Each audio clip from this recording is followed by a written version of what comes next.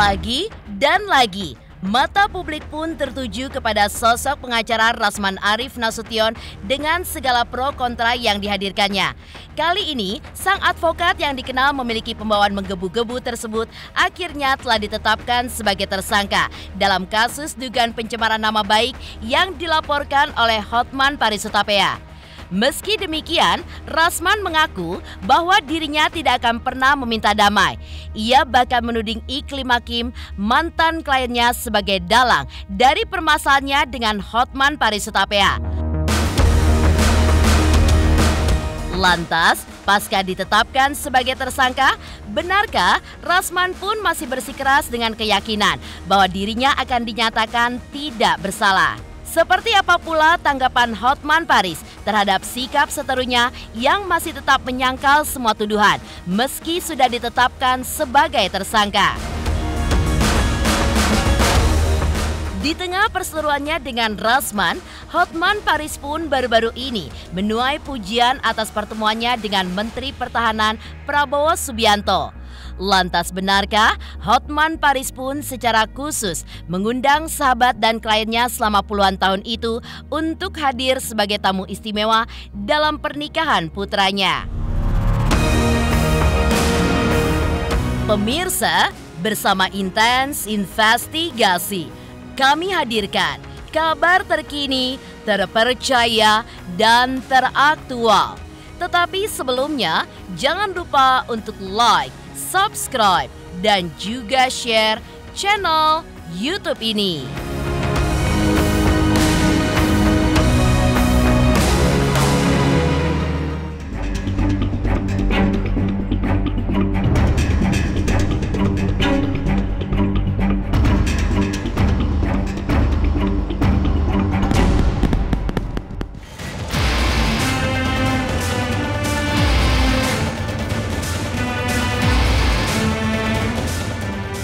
Setelah perseteruan panjang yang penuh dengan intrik, akhirnya Rasman Arif Nasution pun ditetapkan sebagai tersangka atas laporan dugaan pencemaran nama baik yang dilaporkan oleh Hotman Paris Hutapea. Selasa, 8 Agustus 2023 kemarin, Rasman pun menjalani pemeriksaan di Bareskrim Mabes Polri dan diberondong 36 pertanyaan oleh penyidik. Di sisi lain, Hotman Paris pun memberikan tanggapan yang sangat menohok bahwa diduga Rasman memang merekayasa semuanya sejak awal lantaran merasa kliennya Dr. Richard Lee pada kala itu direbut olehnya. Akhirnya, ia pun diduga pula memanfaatkan Iklim Hakim untuk menjatuhkan dirinya. Karena itulah, Rasman pun tetap menyandang status tersangka meski sudah 2 kali gelar perkara. Sangat tepat dan memenuhi unsur bukti dia itu jadi tersangka dan arahnya dalam waktu dekat akan dilimpahkan ke kejaksaan. Tidak ada peringatan, tidak ada somasi. Jadi murni dia itu meningkatkan nama dia dan juga sekaligus memakai Iklim Hakim untuk membalaskan dendam ke saya karena dulu dia dipecat sama Richard Lee sebagai kuasa hukumnya dan kemudian saya semakin dekat sama Richard Lee, tapi Richard Lee itu bukan klien saya tidak meribut kliennya karena memang saya juga bisnis skincare dengan Richard Lee. Dia curiga bahwa seolah-olah dia dipecat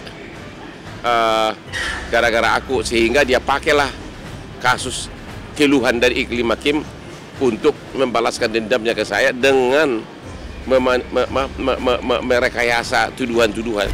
Kita itu kan orang awam gitu, jadi kan sebelum apa-apa juga kan kita konsultasi ke ahlinya. Iya, kalau untuk masalah itu kita serahkan, aku udah serahin semuanya sama pengacara aku dan akan kita ungkapkan di kepolisian. Intinya aku tidak pernah mengatakan yang itu sih. Karena Iklim Hakim tidak pernah menuduh saya melakukan kejahatan. Tidak pernah dia menyebutkan saya penjahat. Itu semua ciptaan rekayasa dari si botak itu agar dia ingin terkenal. Tak kalah menohok, Hotman Paris pun mengatakan bahwa kelakuan Rasmanlah yang justru harus dipertanyakan. Seperti diketahui, sejak menangani kasus Iklimah, Rasman pun kerap kali mengajak kliennya tersebut untuk menikah. Bahkan, hal itu pun juga diakui oleh Iklimah yang menyebut bahwa Rasman menjanjikan berbagai fasilitas jika ia mau menjadi istrinya. Namun, hal tersebut ditolak mentah-mentah oleh Iklimah. Padahal, selama ini Rasman menuding Hotman tidak bermoral. Ternyata, menurut Hotman Paris, justru Rasman Arif Nasutionlah yang demikian adanya. Apalagi kabarnya, Iklimah pada kala itu diminta untuk menjadi istri ke-8-nya. Sejak si Iklimah Kim jadi klien dia ngajak kawin melulu itu. Rasman ngajak kawin melulu itu si Iklimah Kim, ya. Sehingga di satu pihak dia menuduh saya seolah-olah tidak bermoral dari segi, padahal yang istrinya lebih dari satu siapa? Yang ngajak kawin siapa? Dia bolak-balik ngajak Iklimah Kim kawin tapi nggak mau. Ya memanglah, gua aja putus sama Iklimah Kim, apalagi si botak gitu loh. Ganteng begini coba, kayaan gue lagi. Aku nggak tahu ya, karena aku juga itu hanya dengar selentingan-selentingan dan aku tidak tahu pasti gitu loh, bahwa ternyata total istrinya beliau itu segitu gitu. Dan kalaupun memang iya, aduh aku paling nggak bisa sama cowok yang banyak istrinya, atau dia memang sorry ya hobinya tuh menikah gitu. Walaupun itu hal baik ya gitu. Sebenarnya untuk janji yang saya akan berikan kamu misalkan sesuatu kalau kamu mau menikah dengan saya, enggak. Cuman ya beliau menawarkan kayak perihal uang per bulan, uang bulanan seperti fasilitas yang saya dapat. Beliau akan sewakan apartemen untuk saya. Beliau akan meminjamkan mobil, salah satu mobilnya beliau juga beserta supirnya nanti, katanya seperti itu. Cuman saya rasa itu bukan jadi patokan saya untuk menerima laki-laki. Iya apa tidaknya saya mau jadi istrinya ya. Tapi yang pertama adalah bagaimana saya itu bisa ada feel sama cowok itu gitu. Kalau dari awal tidak ada feel, ya memang nggak akan bisa dipaksakan sampai kapan. Uang bulanan nilainya sama sekitar berapa tuh? Sekitar nggak usah disebut deh, pokoknya Puluhan juta. Iya, puluhan juta yang pasti. Bahkan beliau pernah menyuruh saya, bukan pernah ya, sering gitu, beberapa kali meminta saya untuk mencoba untuk menerima beliau, membuka hatinya untuk beliau. Selain itu, sikap Rasman sebagai advokat juga menuai sorotan Hotman Paris. Menurutnya, sang seteru kerap kali menuding tidak baik kepada banyak orang termasuk dirinya. Tentu saja hal tersebut sangat dilarang untuk dilakukan, apalagi konteksnya di luar persidangan. Bagi Hotman Paris, dirinya pun memandang Rasman memang memiliki itikat buruk, apalagi dengan sikapnya yang seolah merasa kebal dengan hukum. Karena jangankan pengacara, hakim, jaksa bahkan polisi sekalipun akan tetap diproses jika memang melakukan tindakan pidana. Seorang pengacara, apakah ada surat kuasa atau tidak dari klien, tidak boleh begitu saja gampang benar mulutnya dalam Instagram menyatakan orang kelainan dan penjahat. Itu tidak boleh. Jangankan pengacara, hakim pun tidak boleh ngomong di luar konteks persidangan. Dan dia sekarang berlindung seolah-olah kebal sebagai pengacara. Jangankan pengacara, hakim pun tidak kebal, ya, polisi pun tidak kebal, jaksa pun tidak kebal apabila melakukan perbuatan pidana. Yang spesifikasi lebih kepada kalimat diduga. Diduga dalam terminologi bahasa Indonesia atau linguistik, diduga, kemudian jangan-jangan, kemudian tell me, itu bukan tuduhan, tapi itu adalah penilaian. Kemudian kata-kata yang menyebut ilustrasi dalam satu mobil, ya, itu saya menjabarkan, mengilustrasikan apa yang disampaikan Iklimah Kim, dan dia mengatakan 2 kali dalam mobil. Itu ilustrasi yang saya jelaskan seperti apa. Mungkinkah dilakukan perbuatan itu dalam mobil itu? Kalian bisa cermati. Saya tidak pernah bilang Hotman Paris kelainan seksual. Wartawan yang nanya ke saya, Bang, kalau begini bagaimana? Jangan-jangan ada kelainan seksual.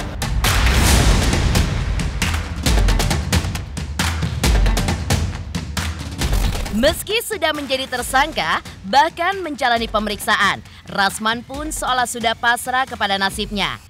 Ia bak berharap terselamatkan oleh organisasi yang menaunginya, sehingga lolos dari kasusnya tersebut. Bahkan, Bak sudah menyerah kepada Hotman. Rasman pun mengalihkan serangannya kepada Iklim Hakim, yang ia tuding sebagai awal dari segala perseteruannya dengan Hotman. Bahkan sudah melaporkannya ke polisi. Namun, bagi Hotman Paris, ia tetap percaya bahwa Rasman harus mempertanggungjawabkan semua akibat dari perbuatannya tersebut. Saya percaya mereka ini akan mampu untuk kasus ini tidak sampai di peradilan. Pun demikian, seandainya sampai di peradilan, saya yakin mereka ini akan mampu membebaskan saya, karena saya sudah memaparkan seluruhnya bahwa saya hanya menjalankan tugas profesi saya sebagai seorang lawyer yang dalam rentang waktu 25 April 2022 sampai dengan 11 Juni 2020 terkait dengan SKB 3 Menteri, terkait dengan Undang-Undang Advokat, terkait dengan putusan MK. Saya yakin bahwa tidak satu pun bisa mengenai saya. Kalau kalian cermati pernyataan saudara Hotman Paris Hutapea minggu lalu, dia bicara begini. Sebenarnya kasus ini bermula dari Iklim Hakim. Itu kata-kata dia, Pak Sekjen. Sebenarnya kasus ini bermula dari Iklim Hakim. Iklim Hakim mungkin waktu itu ada yang tidak nyaman dengan saya. Dia ceritalah kepada Rasman, kata dia. Lalu kemudian Rasman menambahi, ini kata dia ya, sehingga muncul fitnah. Nah, kalau Hotman sadar dengan kata-kata itu, maka harus dia cermati juga kata-kata saya Senin lalu, bahwa saya merasa dijebak oleh seorang Iklim Hakim. Yang ada hari ini kalau kita jujur, baik Hotman maupun Rasman, kami berantam gara-gara ulah seorang perempuan yang bernama Iklim Hakim atau Putri Iklim April. Karena itu, saya membuat laporan polisi terhadap Iklim Hakim. Rasman lah yang merekayasa, menciptakan tuduhan-tuduhan tersebut. Itu tidak pernah keluar dari mulutnya Iklim Hakim. Dan dia posting di Instagram. Dia viralkan di Instagram tanpa ada klarifikasi pun. Saya kiranya sudah di sidang pun dia tidak boleh bebas ngomong gitu di luar persidangan. Kalau di forum resmi boleh, ini laporan polisi nggak ada, gugatan nggak ada.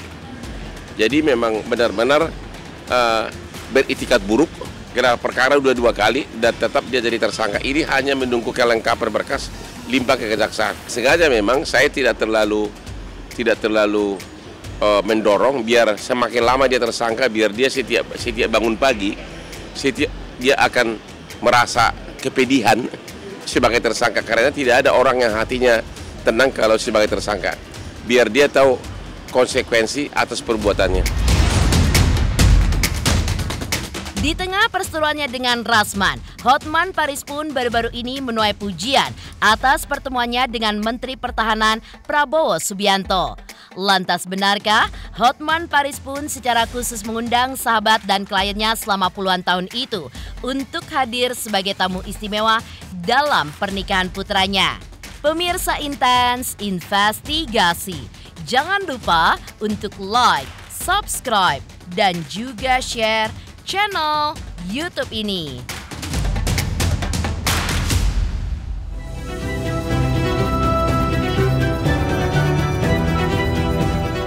Halo, saya Berni Cevani, mau mengucapkan selamat ulang tahun untuk Intens Investigasi. Semoga selalu akurat, tajam, dan juga terpercaya. Sekali lagi, happy birthday.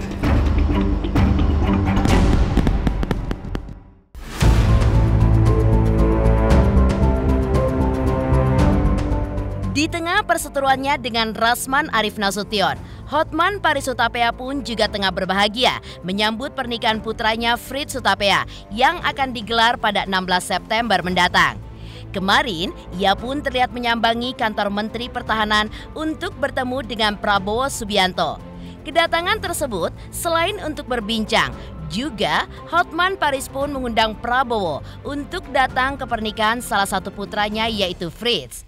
Kepada tim intensif investigasi, Hotman Paris mengaku bahwa Prabowo merupakan tamu spesial yang juga akan ikut dalam prosesi pemberian ulos kepada kedua mempelai di hari bahagia mereka. Di akhir pertemuan, Prabowo juga memberikan cenderamata sebuah buku kepemimpinan militer kepada Hotman Paris yang juga ditandatanganinya secara langsung. Terima kasih hari ini. Saya kedatangan seorang sahabat lama. Beliau berkunjung karena putranya akan menikah bulan September tanggal 16. Benar. Minta kesediaan saya untuk hadir, insya Allah saya akan hadir kalau tidak ada perintah dari Presiden. Ini karangan beliau, kepemimpinan buku berjudul Kepemimpinan Militer karangan Letnan Jenderal Prabowo Subianto. Ya, untuk generasi penerus. Kangen aja dia dan keluarganya klien saya selama puluhan tahun. Saya pengacara dia dan perusahaan dia dan juga perusahaan adiknya Hasim selama puluhan tahun. Oleh karena sebagai klien puluhan tahun, akhirnya juga bersahabat. Yang kedua juga mengingatkan dia atas undangan saya atas kawinan upacara adat dan acara nasional kawinan anak tanggal 16 September agar dia hadir karena dia dalam surat undangan ikut juga sebagai pengundang, turut mengundang dia. Nanti rencananya secara adat dia akan memberikan ulos itu adalah upacara Batak gitu loh. Dia bilang dia pasti hadir kecuali ada tugas dari Presiden. Bahkan dalam surat undangan untuk nikahan itu nama dia ada. Persiapannya beneran tanya bapak saya langsung. Karena dia sebagai kepala keluarga, meninggalkan anaknya, secara adat dia yang urus. Secara vendor dia yang turun tangan. Ketemu bikin undangan dia yang pilih warna. Patokannya bapak saya itu kita ya kira-kira hampir 2.000.